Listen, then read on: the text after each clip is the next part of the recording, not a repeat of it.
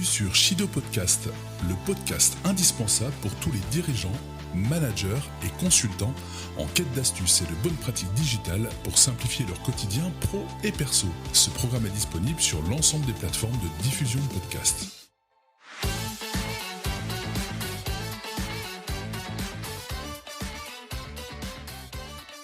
Bonjour à tous et bienvenue dans un nouvel épisode de Shido Podcast. Je suis Raphaël et aujourd'hui nous allons explorer un sujet qui rythme notre vie numérique, la gestion des emails. Il faut savoir que l'email a fait sa première apparition à l'Institut de technologie du Massachusetts en 1965. Vous imaginez, ça fait plus de 50 ans. Dans les années 90, les mails ont commencé à arriver vraiment de manière massive dans notre vie quotidienne, au départ côté pro, puis naturellement dans notre vie perso. Il faut savoir qu'aujourd'hui, il y a environ, écoutez bien, 333 milliards d'emails qui sont envoyés et reçus chaque jour. Waouh, ça laisse sans voix. Bon, on va voir ensemble comment faire baisser ce nombre d'emails à notre échelle et comment s'en sortir pour ne pas perdre trop de temps à gérer les nombreux mails que vous recevez chaque jour. Allez, c'est parti.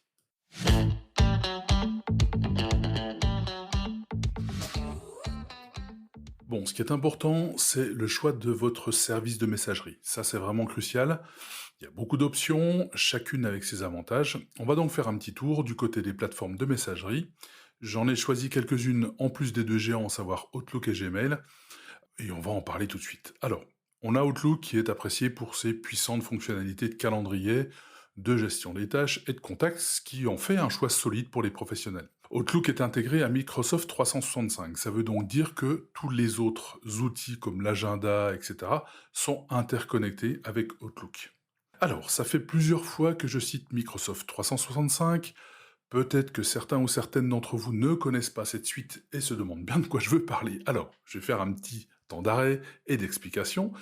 C'est quoi Microsoft 365 ? Eh bien, c'est une suite de services et d'applications en ligne proposées par Microsoft, ce qui veut dire que vous n'avez pas besoin d'installer un logiciel sur votre ordinateur, vous pouvez y accéder depuis n'importe quel ordinateur et depuis n'importe quel navigateur Internet. Il comprend des outils tels que Word, Excel, PowerPoint, Outlook, SharePoint, Teams et bien d'autres. Vous les connaissez déjà, Word, Excel, PowerPoint, etc. SharePoint, Teams, là on est bien sur le cloud, donc sur une façon de faire un petit peu différente que quand vous travaillez directement sur votre ordinateur. Le gros avantage de ces hébergements-là en cloud, c'est que vous pouvez avoir accès à votre document Word ou à votre Excel par exemple, depuis n'importe quel ordinateur, à partir du moment où vous vous loguez, donc vous mettez votre mot de passe et votre adresse d'email, vous allez pouvoir vous connecter depuis n'importe où et depuis n'importe quel ordinateur. Donc ça, c'est quand même vraiment quelque chose qui est intéressant. Dans les différentes suites, on a son concurrent principal qui est Google Workspace, donc c'est la même chose. On va retrouver les différents gestionnaires de mails. C'est pas Outlook, là c'est Gmail. Un Google Docs, c'est l'équivalent de Word. Un Google Sheets, c'est l'équivalent d'Excel. Un Google Slide, c'est l'équivalent de PowerPoint. Et enfin Gmail, qui est l'équivalent d'Outlook. Donc vous voyez, c'est quelque chose qui est assez courant maintenant, de pouvoir travailler avec des suites de cette manière-là, donc des suites qui sont sur le cloud. Et Outlook, donc, en fait partie.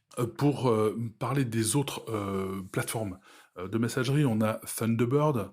Alors Thunderbird, c'est quoi ? C'est une option de messagerie open source, ça s'écrit Thunderbird, Thunderbird. C'est une option de messagerie qui permet de pouvoir configurer plusieurs adresses mail pour par exemple, centraliser l'ensemble de vos messageries. La solution propose un système de sécurité avancé et surtout, c'est un système de messagerie qui est distribué gratuitement, donc ça peut être intéressant effectivement de pouvoir l'utiliser à titre perso par exemple. Peut-être pas à titre pro, parce que il n'y a pas toutes les fonctionnalités, mais au moins à titre perso. Une autre solution aussi qui est Proton Mail. Proton, ça s'écrit P-R-O-T-O-N, plus loin, Mail. C'est basé en Suisse, c'est une messagerie électronique moins connue, mais pareil, c'est une très très bonne alternative pour un envoi et une réception de vos mails en toute sécurité. En fait, Proton Mail est une solution de messagerie open source et transparente, qui est dotée d'un chiffrement de bout en bout. C'est vraiment leur force, c'est de chiffrer les messages que vous envoyez, les messages que vous recevez, de façon à être le plus sécurisé possible. Sa capacité de stockage est limitée. Bon, sur la version gratuite, c'est 1 gigaoctet. Pareil, ça peut être pas mal pour être utilisé comme boîte mail perso. Ça peut suffire amplement. Vous avez aussi l'application Mail d'Apple. Voilà, pour le coup, c'est pour ceux qui possèdent un iPhone ou un Mac.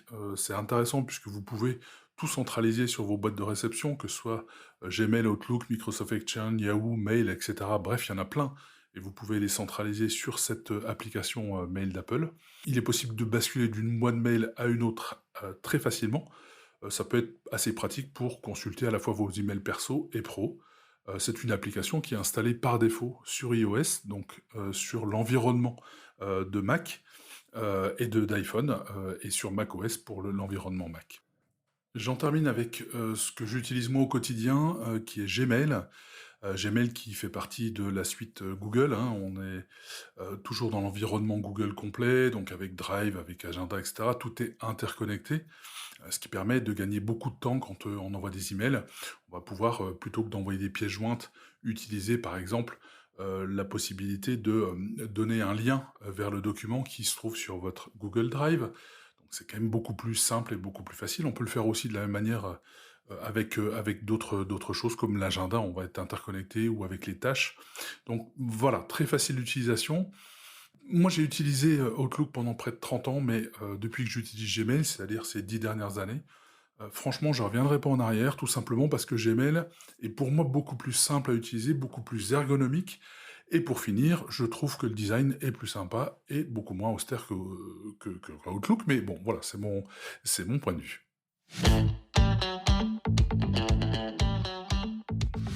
Alors, maintenant que nous avons exploré les différents outils, passons à la deuxième partie de notre épisode, les bonnes pratiques.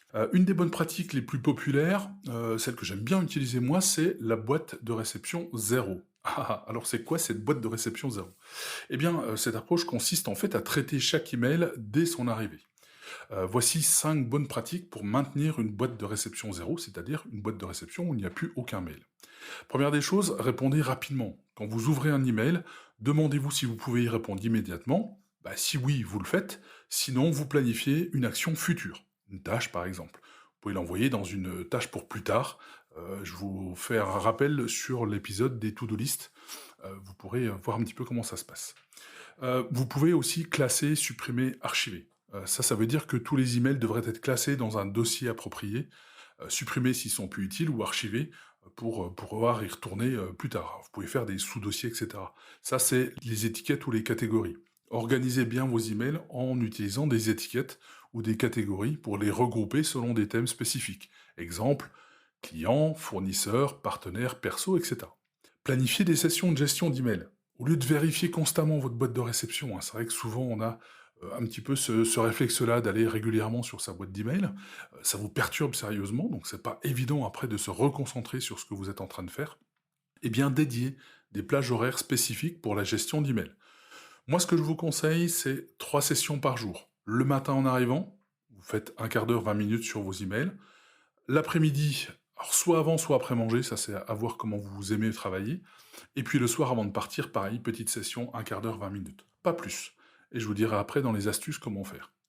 Désabonnez-vous aussi des newsletters inutiles. Faire le ménage de temps en temps en vous désabonnant des newsletters, franchement, c'est une bonne pratique qui va vous permettre de gagner du temps et d'avoir un tout petit peu moins d'emails dans votre boîte. Au final, l'idée, c'est d'avoir une boîte email vide le plus souvent possible.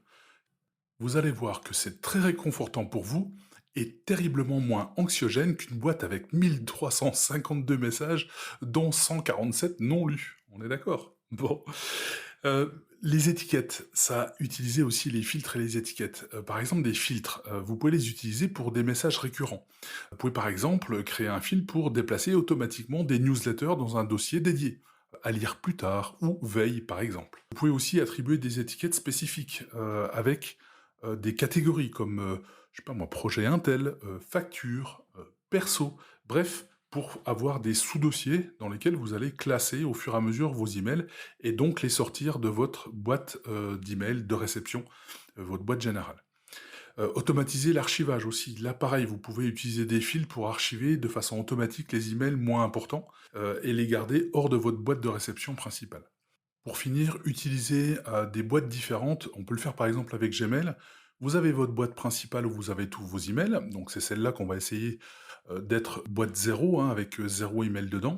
Au fur et à mesure que ça va arriver, bah, vous les traitez, on verra avec les astuces, plus tard et puis, vous pouvez utiliser aussi les promotions ou les réseaux sociaux. C'est des boîtes mail, intelligentes en fait, Gmail va directement quand un email arrive, soit le mettre dans principal s'il pense qu'effectivement c'est un message qui vous est dédié, soit dans promotion s'il détecte que c'est, du spam par exemple, hein, ou de la pub, soit dans les réseaux sociaux si c'est effectivement un message de rappel, par exemple sur, Link, ou sur, Facebook par exemple. Voilà, ça va arriver directement dans cette boîte-là.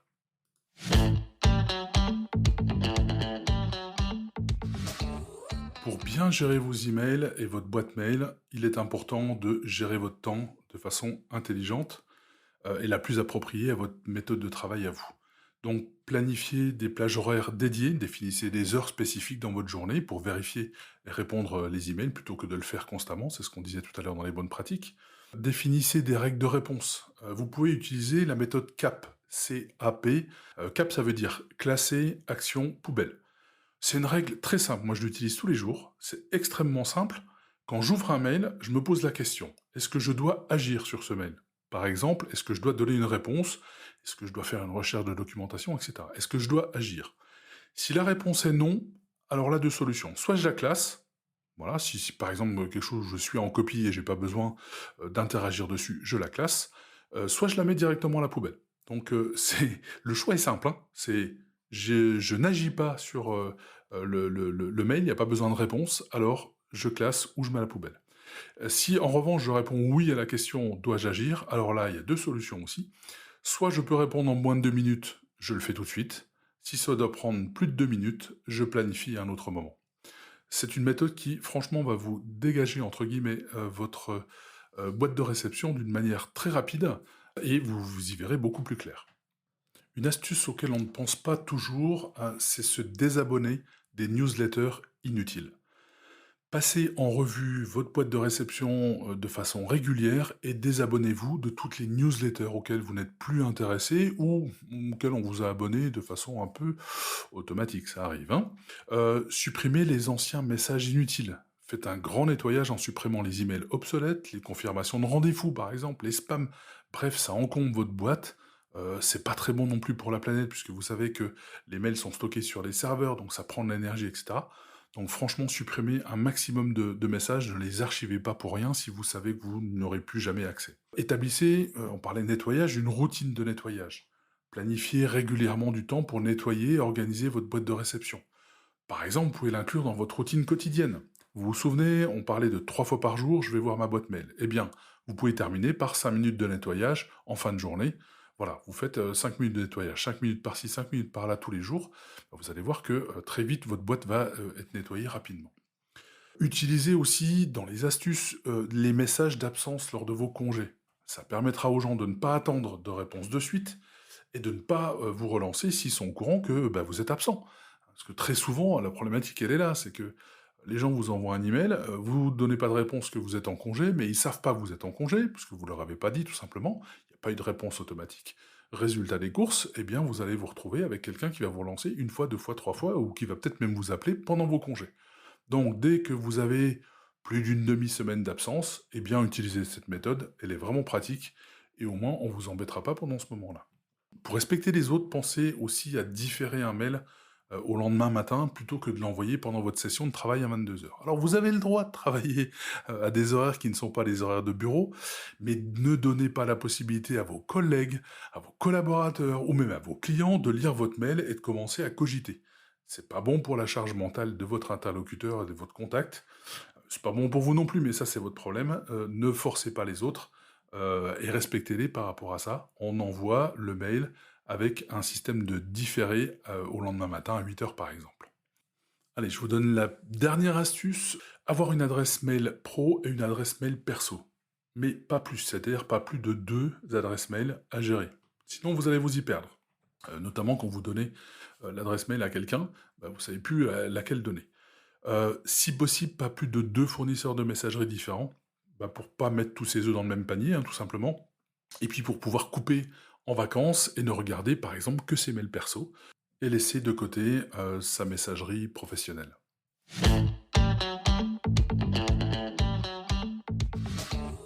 Voilà, on arrive à la fin de cette émission. J'espère que vous avez trouvé des conseils, des outils, des astuces utiles pour optimiser votre gestion des emails. Si vous souhaitez me poser des questions ou simplifier votre vie ou celle de vos équipes, n'hésitez pas à me contacter sur LinkedIn. Je répondrai à tous vos messages. Mais d'ici là, n'oubliez pas de vous simplifier la vie avec le digital. À très vite.